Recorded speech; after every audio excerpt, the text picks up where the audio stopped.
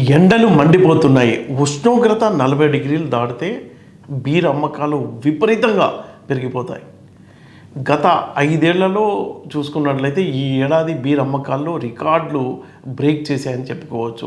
ఒక ఏప్రిల్ నెలలో కనుక మనం చూసుకున్నట్లయితే దాదాపుగా ఒక రోజుకు ప్రతిరోజు అంటే 23 లక్షల బీర్ సీసాలు అమ్ముడుపోయాయంటే దాన్ని బట్టి అంచనా వేయవచ్చు.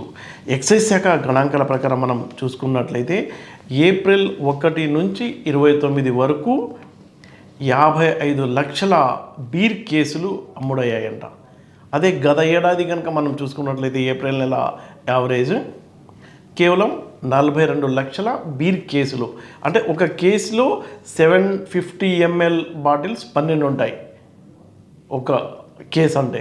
అది అలాంటివి 55 లక్షల బీర్ కేసులు అమ్ముడయ్యాయి ఒక్క నెలలో.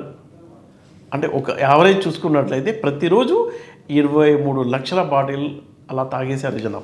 వేసవిలో మనం చూసుకున్నట్లయితే 50% ఎక్సైజ్ డిపార్ట్మెంట్కు వచ్చే ఆదాయం బీర్ అమ్మకాల ద్వారానే వస్తుంది. ఇక మద్యం అమ్మకాలు కనుక మనం చూసుకున్నట్లయితే గత ఏడాది 25 లక్షల మద్యం కేసులు అమ్ముడైతే ఈ ఏడాది 26 లక్షల బీర్ కేసులు అమ్ముడయ్యాయట. టోటల్గా బీరు మద్యం కలిపి ఏప్రిల్ నెలలో వచ్చిన ఆదాయం ఎంతో తెలుసా?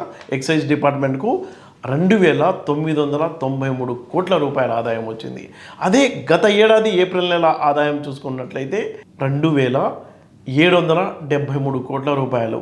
అంటే దాదాపుగా 200 కోట్ల రూపాయలు వరకు ఆదాయం ఒక్క నెలలోనే ఎక్సైజ్ డిపార్ట్మెంట్కు పెరిగింది. 2025 జనవరిలో అంటే నెలవారీగా బ్రేకప్ ఎక్సైజ్ డిపార్ట్మెంట్ వాళ్ళ బ్రేకప్ కనుక చూసుకున్నట్లయితే జనవరి నెలలో 31 లక్షల కేసులు అమ్ముడయ్యాయి. అదే 26 జనవరిలో కనుక మనం చూసుకున్నట్లయితే 34 లక్షల కేసులు అమ్ముడయ్యాయి. ఇక ఫిబ్రవరి కనుక మనం చూసుకున్నట్లయితే 25లో 28 లక్షలు అయితే 26కి వచ్చేసరికి 38 లక్షలు.